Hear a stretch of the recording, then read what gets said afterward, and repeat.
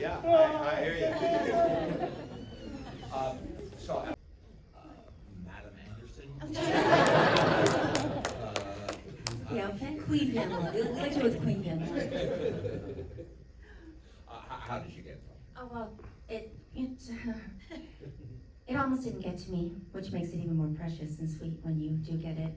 It went to an old agent who turned it down within a few minutes, and so Gia knew that I hadn't read it, so found me, and I was on Vancouver Island in my garden making pickles and jam, and my son met with Gia. Gia found Brandon, who produced a documentary, and that's how she saw me. So she saw the documentary and thought that I should be her Shelley, so she was relentless, found me, and I remember the first Zoom call, just, selling myself to her, going, I can really do this. And she goes, no, I know you can. That's why I've been looking for you and trying to get you. So it was just both of us just very excited. And then, I obviously read the script, and I could hear the voice in my head. I could see her already.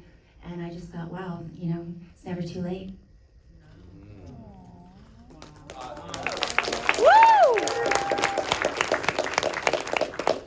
What I'm most interested in is how you guys work. Well, I really prepared for the film. I prepared for it like I would a play. I just played Roxy in Chicago on Broadway, so I wanted to know this inside out and backwards with any possibility, and I wanted to put my entire life into this role. So I did a lot of work on it before I got to Vegas.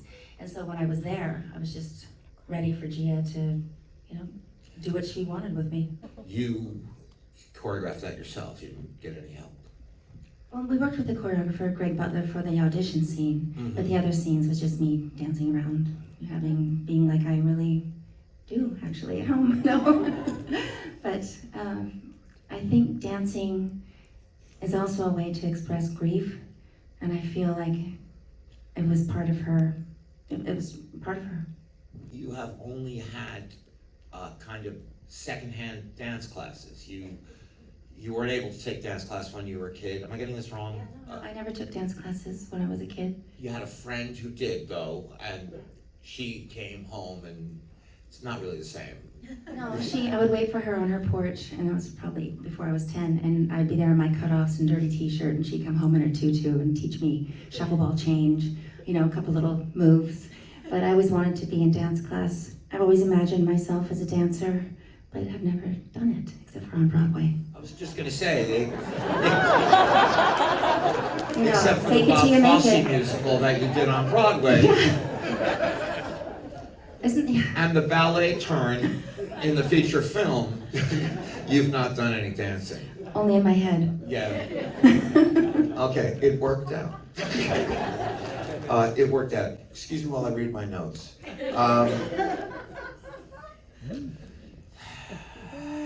I cannot read my own handwriting. Oh, okay, Kiernan, the Dirty Circus Dance. Oh yes, and a whole slew of things.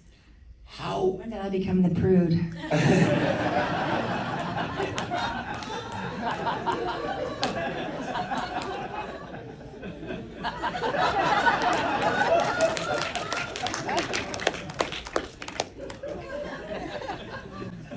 I've made a concerted effort to stay away from that. Okay. Okay. In the kind of climactic scene with Billy Lord, with your. She came with a lot of, and me just being a parent of two young boys and having a little bit of an objectified image when they were young, thinking that didn't really have an effect on them. I was very wrong, and so I feel like we all will have to beg for forgiveness to our adult children. There's no perfect way to do it, and so it was a wonderful scene for us, but it was our first time we met too, so that's. Are you kidding? No. But we both were coming, we both had a lot to give to that scene. And in a way, I was a stranger to her. And that's what the sad part is. I feel like, even there's no perfect way to be a parent, and you cannot be there for your kids even if you're physically there. So I think there's a lot of guilt and shame that comes with, raising kids and being a working mom, working parent. This role,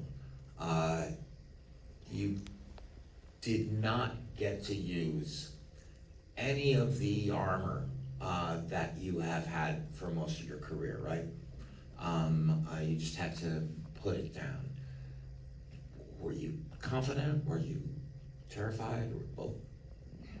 No, I just needed to do it. It was somewhere I could put my whole life. It was life or death, not to be dramatic. No, I'm sick of playing characters in my personal life. I'd rather play them in movies. And so I made that choice. And that's part of why I'm doing what I'm doing, is I'm still trying to figure it out. But this was such a great opportunity for me, and I hope it's just the beginning, because I feel like I've just scratched the surface, and I loved it, and this is a labor of love. I'm so happy that people are responding to it and feel it. So it's just really exciting. Woo!